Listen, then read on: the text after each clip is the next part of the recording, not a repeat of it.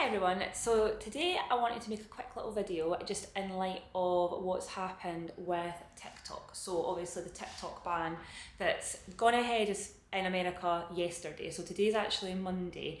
I think from what I'd heard it was potentially getting reinstated and things like that, but I don't really know what the state of it is just now.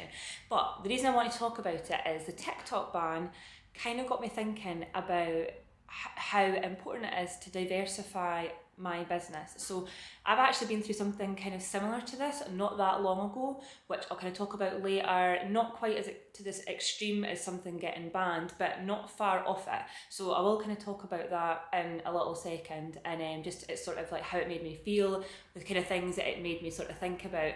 But I have to say, even though that did happen, and even though it was quite scary at the time and it did make you think, oh my gosh, I need to do something about this, I can't just, put all my eggs in one basket.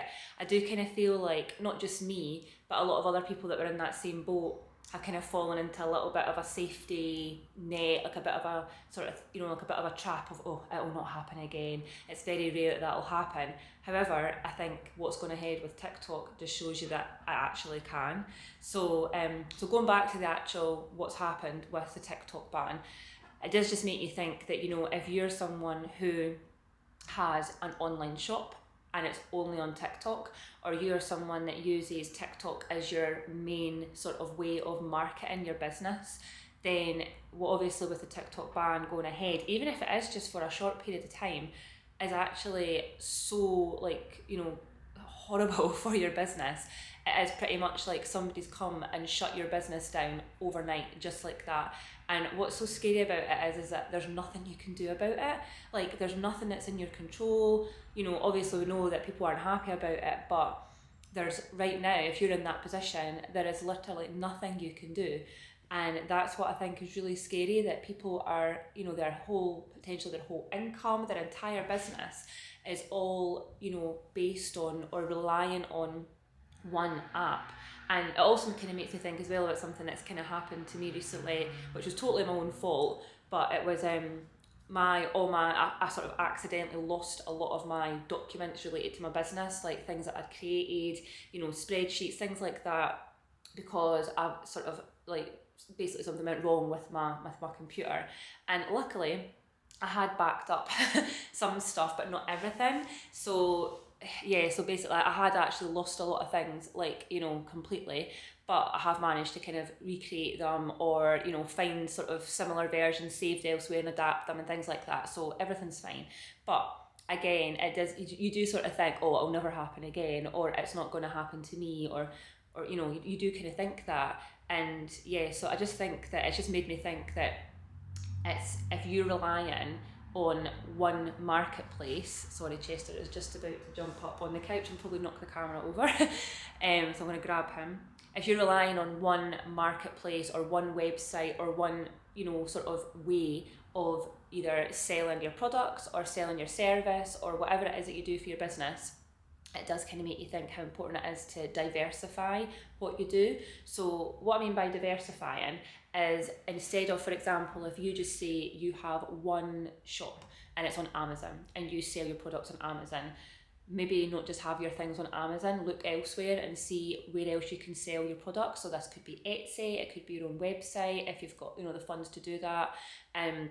Pretty sure there's other marketplaces, depending on what you're selling, that would be suitable. Because it means then if one of these websites or one of these platforms crashes or gets banned somewhere, then or if there's changes with it, which again I will come back to what kind of happened with my business not that long ago, then you're not stuck. You're not, your business maybe won't be as badly affected. Whereas if you're someone who basically completely relies on selling everything on Amazon, and then all of a sudden your shop maybe gets shut down or the website crashes, that's your job. That you're pretty much, without a job, you're unemployed for the length of time that is happened, or it might be forever if it's something, pretty bad. So it just made me kind of think about how important it is to diversify your income and diversify your business. And in a way, it's almost like a big thank you to TikTok, or what's happened with TikTok, because I do think that it really will make, business owners think a bit more about their business and be a bit more clever about their business, but not just business owners, but also I suppose online creators as well. They might think about going elsewhere. But yeah, so back to what actually happened with my business not that long ago. So I sell and create teaching resources on a marketplace called Teachers Pay Teachers. So what happened there is I think, if I believe correctly, it got bought over by another person and then, or another company, and, or was it before this happened? I'm not quite sure. I know there was somebody bought something over. I think this might have been afterwards. Anyway, so basically what they did is that normally when you search something on Teachers Pay Teachers, it's like how every search engine works. You search a search term, you're looking for something, and basically the top results are the ones that match your keywords that you've typed in, but they're also the results that maybe have the best reviews, they maybe have been, the most popular, basically like how every, sort of shop search engine works, which I think is fair. And again, I'll come on to that in a little second, because there was a little bit of like controversial opinions about this, what happened. So they, the website changed the way the search worked. So they made it what was called personalised search. And I believe the way it was meant to work was when somebody searched something, it would take into account your past searches and it would tailor your search results to you. And I think the aim was to make it easier for lesser known sellers to, rank a bit higher, which obviously is a great thing. I've been in that boat. I still don't even really class myself as a big seller. I would say I'm kind of in the middle. And so obviously anything that would give people a bit of a boost, especially if they're starting out, is great. However, there was obviously not very good results that were coming to the top, like things that maybe weren't the best quality. This is also when there was a lot of AI generated things that were appearing on the website and hadn't been fixed yet. As far as I know, that issue has been kind of sorted, so those are getting weeded out, but those were appearing near the top. And then just from my experience, I was getting a load of completely unrelated things from, like, if I was maybe searching, say for example, spring clip art, I was getting like maths worksheets. So I was getting things that were completely unrelated to what I'd searched, and that was a common report from quite a lot of people. So yeah, so it wasn't great. So that was like kind of, I suppose, the buying side of it. The seller side of it, like a lot of sellers reported quite a massive drop in their earnings. So I'd kind of heard, like I'm part of a few Facebook groups and things, and I kind of heard through the sort of like through the chat on the groups that some sellers were reporting 40%, even up to 50% drop in their earnings. Now imagine you've got your normal job, and then all of a sudden 1 month you're only getting paid half your wage. Like, that is just crazy. Like, that is just so unfair, crazy. And these are sellers that have been selling for like 10 plus years. They've put the work in. They deserve to be, to earn that money, I think. And they just, they got hit so bad with it. And me as well, like, as I said, I would not class myself as a big seller. But I'm not a new seller either. I'm kind of in that middle range. And I noticed a massive drop in sales as well. And I noticed that I wasn't growing at the same rate as what I had been in the previous year. So like, even though I wasn't a big seller, I did notice that month on month, I was making a bit more, very gradual, but I was happy with that. That's great. However, as soon as that sort of personalised search algorithm kind of got introduced, my sales either dropped or they just kind of went a bit stagnant. And I knew it wasn't, I hadn't made any changes. I was still, creating the same things. If not, I was creating more. So really, there should have been more visibility, more sales, coming through on my store. But yeah, so, and this went on for about a year. So even though, going back to the TikTok ban, it's not as extreme as something being completely wiped out and completely banned from like a whole country or whatever. That is a big change that can happen to something that you might use for your business, and it's completely out of your control. However, good thing is that the company, I think, that owns TPT, Teachers Pay Teachers, got bought over by somebody else, and it was actually crazy. So they basically turned this new personalised search thing off. They stopped it, and I think they announced it to everybody they were going to be doing it on a certain date. And if you were to look at my analytics, like my sales graph, my earnings graph, you can actually see where they turned it off, because all it's like very stagnant, very like kind of like low, and then the date that they turned that off and they put it back to the normal, you know, the normal search, you know, algorithm, my sales just go, they just go back up to what they were a year before. So that to me is like proof that, you know, that was a thing, because a lot of people were saying it was a bit of a myth, but you know, it had been confirmed later on and things like that, that they had made these changes.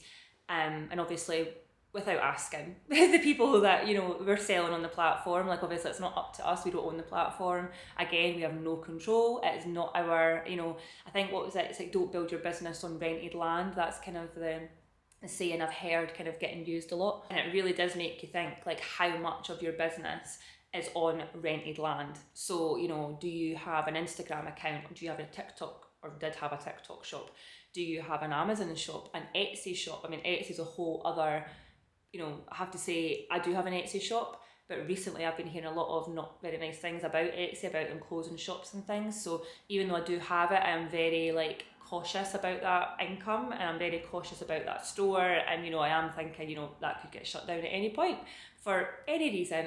Whereas the website I use, Teachers Pay Teachers, I've not really heard that much of them, you know, shutting stores down, unless, you know, they've done something really, you know, bad. But obviously the changes that they made with their algorithm really made you think about, you know, what's happened with TikTok.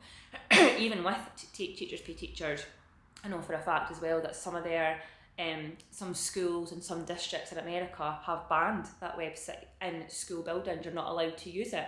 So if teachers want to use it, they have to go home and use it, which obviously is a bit annoying, so they might just not bother. So yeah, it's really made, like obviously that happening maybe like a year or so ago, and then now TikTok, it just shows you that it's not just little changes like that could come and happen to something that you might use for your business. It could be that the app or the website or the store or whatever it is you're using, whatever platform, could be completely banned and removed from, you know, what you use for your business. And as I said, it is just very eye-opening, it's very scary, and it really does make you think, right, like what am I going to do to make sure that if that does happen, I'm not going to be affected by it. So the kind of things that I thought that I'm going to do, like personally, I do have TikTok. I don't really use it that much because I prefer, for my sort of market and audience and things, I do prefer Instagram and an email list and other things. However, it does make me think, what if Instagram was to be banned or shut down, or something was to happen with that? Or what if something was to happen with my email list?